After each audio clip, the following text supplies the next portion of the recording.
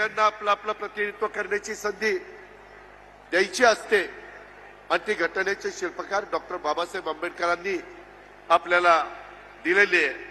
आपल्याला त्यांनी संविधान दिलेलं आहे, घटना दिलेली आहे, कायदे दिलेले आहेत आणि त्याचं पालन करून आपण सगळेजण पुढे जाण्याचा प्रयत्न करत असतो.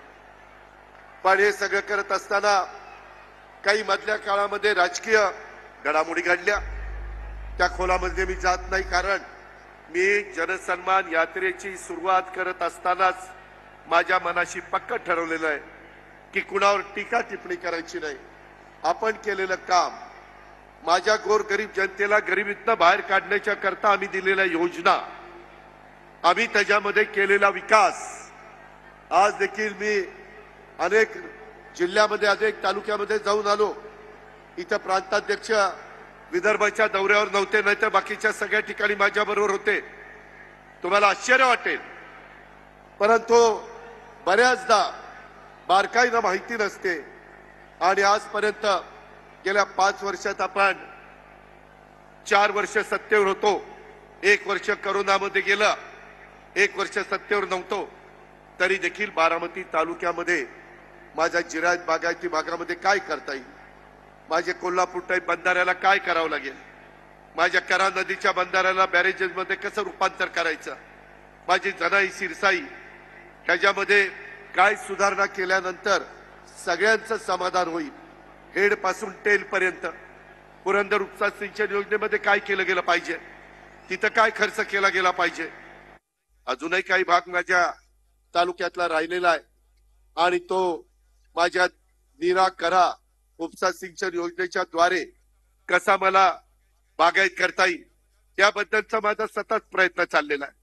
लाकडी लिंबोडीच्या निमित्तानं ती उपसा सिंचन योजना, त्याच्यातून पण आपण इंदापूर आणि बारामती तालुक्यातली काही गावं बागायत करण्याचं ठरवलेलं आहे. तशा पद्धतीचं काम सुरू झालेलं आहे. विकास मोठ्या प्रमाणावर आपण केला, त्याच्यामध्ये कुठं आपण हायगाय केली नाही, काही जे पाहिजे ते देण्याचा प्रयत्न केला. आता सकाळपासून ही जनसन्मान रॅली निघालेली होती.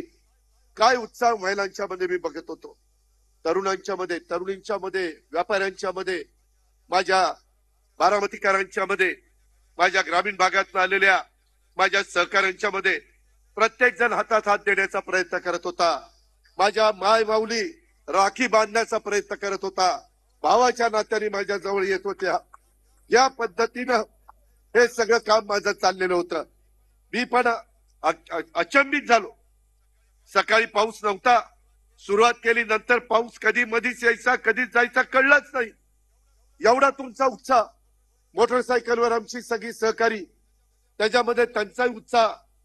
शेवटी कार्यकर्त्याच्या जोरावर पक्ष चालतो, त्या कार्यकर्ता पक्षाचा कणा असतो आणि त्यामुळं तुमची सगळ्यांची ताकद, तुमची सगळ्यांची प्रेरणा.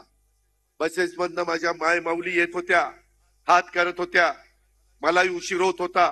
मला सारखं वाटत होतं की आज सोमवारचा दिवस, श्रावणी सोमवार, आज शेवटचा श्रावणी सोमवार, आज माझ्या बळीराजाच्या, माझ्या शेतकऱ्याच्या जे श्रावणात बैलपोळा साजरा करतात त्यांचा आज बैलपोळ्याचा दिवस. आम्ही काही जण भाद्रपदामध्ये पोळा साजरा करतो, काही जण श्रावणामध्ये करतात, विदर्भामध्ये किंवा काही भागात श्रावणात करतात.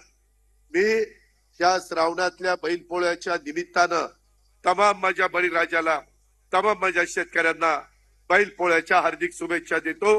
त्यांचा अक्षरशः त्यांच्या काळ्यांची सेवा त्यांना चांगल्या पद्धतीनं करायला जे पाणी लागेल, पाऊस लागेल, जे काही त्यांना खतं लागेल, माती लागेल, बियाणं लागेल, सगळ्या गोष्टी त्या आम्हाला सरकारच्या माध्यमातून देता आल्या पाहिजेत.